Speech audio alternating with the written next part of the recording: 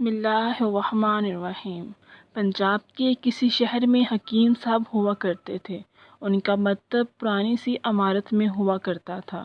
حکیم صاحب روزانہ صبح مکتب جانے سے قبل اپنی بیوی کو کہتے کہ جو کچھ تم کو آج درکار ہے ایک چٹ پر لکھ کر دے دو۔ بیوی لکھ کر دے دیتی۔ آپ دکان پر آ کر سب سے پہلے چٹ پڑھتے، بیوی نے جو چیزیں لکھی ہوتی ان کے سامنے ان چیزوں کی قیمت درج کرتے، پھر ان کا ٹوٹل کرتے اور دعا کرتے، یا اللہ میں صرف تیری ہی حکم کی تعمیل میں تیری عبادت چھوڑ کر دنیا داری کے چکر میں یہاں آ بیٹھا ہوں۔ جو ہی تو میری مطلوبہ رقم کا آج بندوبست کر دے گا میں اسی وقت یہاں سے اٹھ جاؤں گا۔ اور پھر یہی ہوتا۔ کبھی صبح 9:30 بجے تو کبھی 10 بجے حکیم صاحب مریضوں سے فارغ ہو کر واپس اپنے گاؤں چلے جاتے۔ ایسے ہی وقت گزرتا رہا۔ ایک دن حکیم صاحب نے دکان کھولی، رقم کا حساب لگانے کے لیے چٹ کھولی اور چٹ کو دیکھتے ہی رہ گئے۔ ایک مرتبہ تو ان کا دماغ گھوم گیا۔ ان کو اپنی آنکھوں کے سامنے تارے چمکتے ہوئے نظر آ رہے تھے، لیکن جلد ہی انہوں نے اپنے اعصاب پر قابو پا لیا۔ آٹے دال وغیرہ کے بعد بیگم نے لکھا تھا بیٹی کا جہیز۔ کچھ دیر سوچتے رہے، پھر چیزوں کی قیمت لکھنے کے بعد جہیز کا سامان لکھا اور جہیز کے سامان کے سامنے لکھ دیا کہ یہ اللہ کا کام ہے، اللہ جانے۔ ایک دو مریض آئے ہوئے تھے، ان کو حکیم صاحب دوائی دے رہے تھے۔ اسی دوران ایک بڑی سی کار ان کے مکتب کے سامنے آ کے رکی۔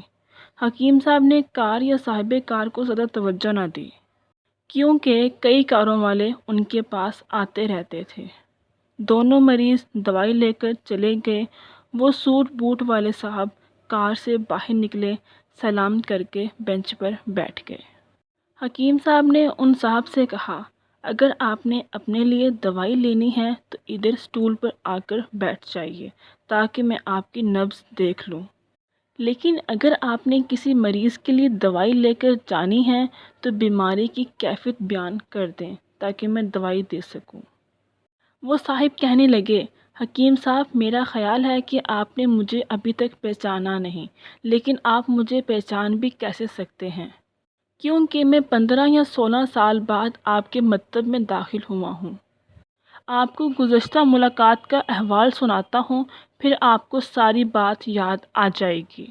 جب میں پہلی مرتبہ آپ کے پاس آیا تھا تو میں خود نہیں آیا تھا، خدا نے مجھے آپ کے پاس بھیجا تھا، کیونکہ خدا کو مجھ پر رحم آ گیا تھا اور وہ میرا گھر آباد کرنا چاہتا تھا۔ ہوا کچھ یوں تھا کہ میں لاہور سے میر پور اپنی کار میں اپنے آبائی گھر جا رہا تھا۔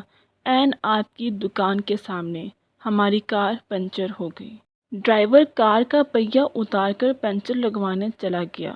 آپ نے دیکھا کہ میں گرمی میں کار کے پاس کھڑا ہوں۔ آپ میرے پاس آئے اور مکتب کی طرف اشارہ کیا اور کہا، ادھر آ کر کرسی پر بیٹھ جائیں۔ اندھا کیا چاہے 2 آنکھیں۔ میں نے آپ کا شکریہ ادا کیا اور کرسی پر آ کر بیٹھ گیا۔ ڈرائیور نے کچھ زیادہ ہی دیر لگا دی تھی اور ایک چھوٹی سی بچی بھی آپ کے پاس کھڑی تھی، بار بار کہہ رہی تھی کہ چلے نا، مجھے بھوک لگی ہے۔ آپ اسے کہہ رہے تھے کہ بیٹی تھوڑا صبر کر لو، چلتے ہیں۔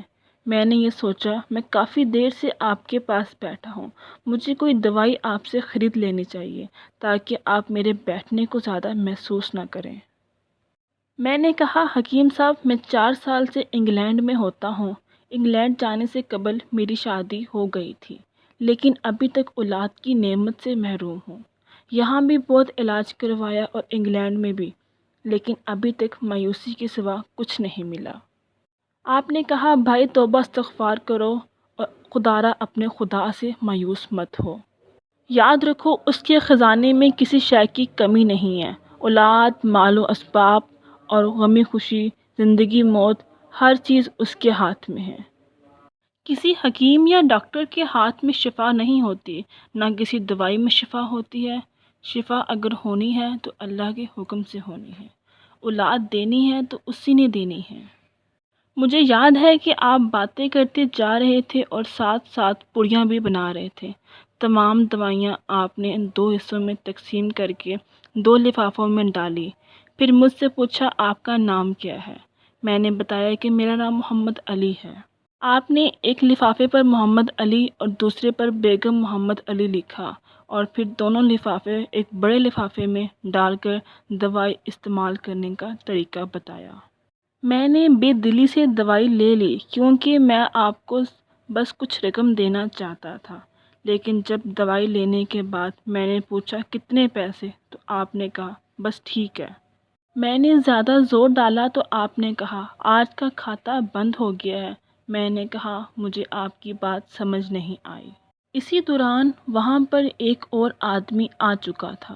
اس نے مجھے بتایا کہ کھاتا بند ہونے کا مطلب یہ ہے کہ آج کے گھریلو اخراجات کے لیے جتنی رقم حکیم صاحب نے اللہ سے مانگی تھی وہ اللہ نے دے دی ہے، مزید رقم وہ نہیں لے سکتے۔ میں کچھ حیران ہوا اور کچھ دل میں شرمندہ ہوا کہ میرے کتنے گھٹیا خیالات تھے اور یہ سادہ سا حکیم کتنا عظیم انسان ہے۔ میں نے جب گھر جا کر اپنی بیوی کو دوائیاں دکھائیں اور ساری باتیں بتائیں تو بے اختیار اس کے منہ سے نکلا وہ انسان نہیں کوئی فرشتہ ہے، اور اس کی دی ہوئی ادویات ہمارے من کی مرادیں پوری کرنے کا باعث بنیں گی۔ حکیم صاحب آج میرے گھر میں 3 پھول اپنی بہار دیکھ رہے ہیں۔ ہم میاں بیوی ہر وقت آپ کے لیے دعائیں کرتے رہتے ہیں۔ جب بھی پاکستان چھٹی آیا کار ادھر روکی لیکن دکان کو بند پایا۔ میں کل دوپہر بھی آیا تھا، آپ کا مکتب بند تھا۔ ایک آدمی پاس ہی کھڑا ہوا تھا۔ اس نے کہا اگر آپ کو حکیم صاحب سے ملنا ہے تو صبح 9 بجے لازماً پہنچ جائیں، ورنہ ان کے ملنے کی کوئی گارنٹی نہیں ہے۔ اسی لیے میں آج سویرے سویرے ہی آپ کے پاس آ گیا ہوں۔ محمد علی نے کہا 15 سال قبل جب میں نے آپ کے مکتب میں آپ کی چھوٹی سی بیٹی دیکھی تو میں نے بتایا تھا کہ اس کو دیکھ کر مجھے اپنی بھانجی یاد آ گئی ہے۔ حکیم صاحب ہمارا سارا خاندان انگلینڈ شفٹ ہو چکا ہے، بس ہماری ایک بیوہ بہن اپنی بیٹی کے ساتھ رہتی ہیں۔ ہماری بھانجی کی شادی اس ماہ کی 21 تاریخ کو ہونا تھی۔ اس بھانجی کی شادی کا سارا خرچ میں نے اپنے ذمہ لیا۔ 10 دن قبل میں نے اس کو کار میں لاہور رشتہ داروں کے پاس بھیجا کہ جو چیزیں خریدنا چاہے خرید لے۔ اسے لاہور جاتے ہی بخار ہو گیا، لیکن اس نے کسی کو نہ بتایا۔ بخار کی گولیاں کھاتی رہی اور بازاروں میں پھرتی رہی۔ بازار میں پھرتے پھرتے ایک دن اچانک بے ہوش ہو کر گر گئی۔ وہاں سے اسے ہسپتال لے گئے۔ ہسپتال جا کر معلوم ہوا کہ اس کو 104 ڈگری بخار ہے اور یہ گردن توڑ بخار ہے، اور پھر وہ بے ہوشی کے عالم میں اس جہان فانی سے کوچ کر گئی۔ اس کے فوت ہوتے ہی نہ جانے کیوں مجھے اور میری بیگم کو آپ کی بیٹی کا خیال آیا۔ ہم میاں بیوی اور خاندان والوں نے فیصلہ کیا کہ ہم جہیز کا سامان آپ کے ہاں پہنچا دیں گے۔ شادی جلد ہو تو اس کا بندوبست خود کریں گے، لیکن اگر کچھ دیر ہے تو تمام اخراجات کے لیے رقم آپ کو نقد پہنچا دیں گے۔ آپ نے نہ نہیں کرنی، اپنا گھر دکھا دیں تاکہ سامان کا ٹرک وہاں پہنچایا جا سکے۔ حکیم صاحب حیران و پریشان یوں گویا ہوئے، محمد علی صاحب آپ جو کچھ کہہ رہے ہیں مجھے سمجھ نہیں آ رہا، میرا اتنا دماغ نہیں ہے۔ میں نے آج صبح جب بیوی کے ہاتھ کی لکھی ہوئی چٹھی یہاں آ کر کھولی تو مرچ مسالے کے بعد میں نے الفاظ پڑھے، بیٹی کا جہیز کا سامان۔ تو آپ کو معلوم ہے میں نے کیا لکھا؟ آپ خود ہی یہ چٹھی ذرا دیکھ لیں۔ محمد علی صاحب نے چٹھی دیکھی اور دیکھ کر حیران رہ گئے کہ بیٹی کے جہیز کے سامان کے سامنے لکھا ہوا تھا کہ یہ اللہ کا غم ہے، اللہ جانے۔ محمد علی صاحب آج تک ایسا نہیں ہوا کہ بیوی نے چٹ پر جو چیز لکھی ہو اللہ نے اس کا اسی دن بندوبست نہ کر دیا ہو۔ واہ میرے مولا واہ، تو عظیم ہے، تو کریم ہے۔ آپ کی بھانجی کی وفات کا صدمہ ہے، لیکن اس کی قدرت پر حیران ہوں۔ میرا اللہ کس طرح اپنے معجزے دکھاتا ہے۔